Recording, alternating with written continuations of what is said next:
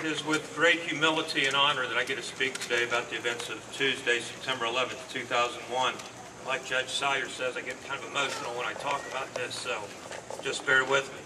I remember the day well as I was in my courtroom hearing a very, very high-profile case here in Vinton County.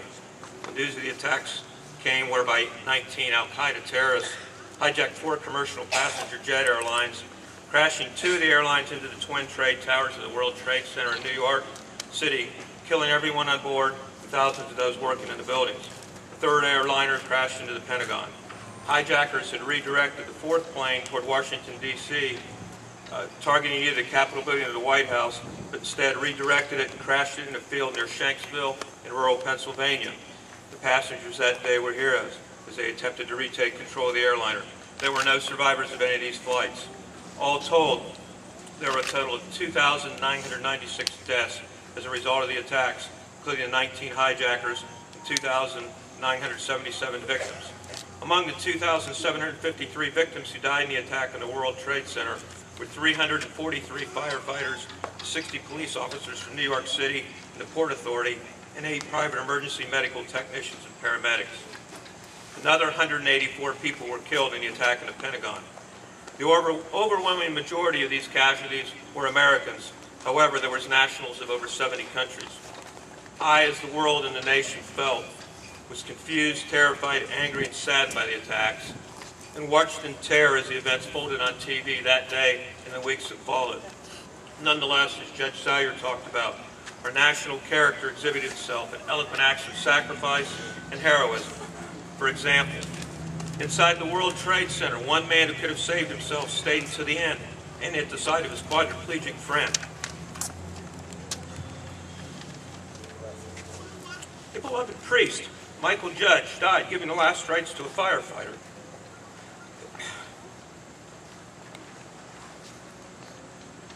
2 office workers finding a disabled stranger, carried her down 68 floors to safety.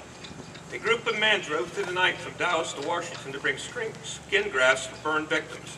A large number of American firefighters, rescue workers, policemen, humanitarians, and first responders selfishly put their lives on hold to assist those in New York and at the Twin Towers site.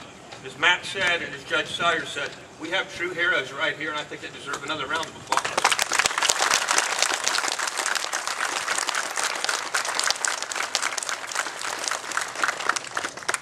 Our President George Bush, being a juvenile judge, this meant a lot to me, was reading to a group of school children when he heard the news and was stunned as the rest of the nation. On 9/14/2011, he visited Ground Zero and gave his famous bullhorn speech to the ground rescue workers. If you recall, he was given a speech by bullhorn when a rescue worker in the crowd cried out, "I cannot hear you." President Bush says, "I can hear you, I can hear you. The rest of the world hears you, and the people who knocked down these buildings will hear from all of us soon." Workers started chanting, "USA, USA, USA." On Friday, September 15th, 2011, I remember driving to Cold Grove, Ohio with Judge Sawyer and my friend Jeff Thacker to broadcast a high school football game. I was moved to tears by the show of patriotism on the homes in Jackson, Vinton, and Lawrence County on the way, as almost all of them were adorning American flags and tributes to those who had lost their lives. Just 4 short days after the attacks, our nation was fighting back, as that is what Americans do. Approximately 3 months after these attacks, my own daughter Katie went to New York City with family friends and went to Ground Zero. When describing it to me, there were tears in her eyes, as neither she nor I can understand how anything like this could ever happen in the world, let alone the United States of America. What do you say to someone about this? I then, about 4 years later, took a trip with my friends Steve Reed, Joey Thompson, Peter Merritt, and our sons Stephen, Sean, Taylor, and Andy. The boys, we were really going there to watch the Yankees-Mets game, but what they wanted to see was Ground Zero more than anything else. We went there, visited the Sacred Trinity Church. Again, something words cannot describe. As I was trying to explain to the boys, and Steve and Joey were, and Pete, there was no justification for the action of these terrorists and the most evil of men on that fateful day. Although just boys at that time, they grew up that day like the rest of America and the world had to on 9/11. Not only did they grow up, they realized how lucky they are to have been born Americans, and they enjoyed what everybody wants to have, and that is namely freedom.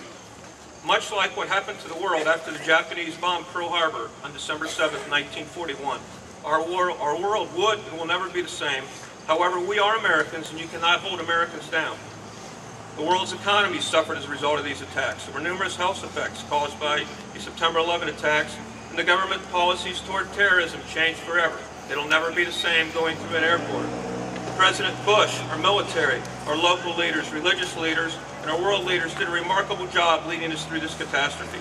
Most importantly, the citizens of this great nation refused to buckle to terrorism and showed the spirit that makes this country the greatest nation in the world.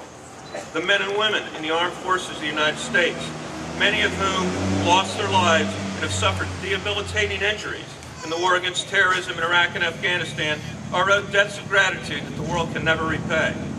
Through their action and that of our government, no similar attacks on U.S. soil have occurred since 9/11/01. On May 2nd, 2011, President Barack Obama finished the job when he gave the historic orders to attack the compound in Pakistan where Osama bin Laden was killed by Navy SEALs. Yesterday, I saw a great bumper sticker to commemorate that. Navy SEALs 1, bin Laden 0. It took a courageous man in President Obama to make the order to attack a home on a supposed ally of the United States, and the very brave men and women in the Navy SEALs to carry it out. Like George Bush said on 9/14/01, the people who knocked down these buildings will hear from us soon. Although it took approximately 10 years, the world heard the message on May 2nd, 2011, that those who lost their lives on 9/11/01 will never be forgotten, nor will those who gave their lives and served this country in the war versus terrorism since then, and that justice and freedom will prevail in the greatest nation in the world, namely the United States of America. Most importantly, immediately after 9/11/01, attendance at church rose sharply and the world became more spiritual. That should continue. We should continue on this path of spirituality. Pray for those who lost their lives that day, for the rescue workers who worked and gave their lives there, the soldiers who fought, died, and currently fight for us, for the families of those who mourn, and most importantly, pray that nothing like this ever happens again. May God bless America. Thank you.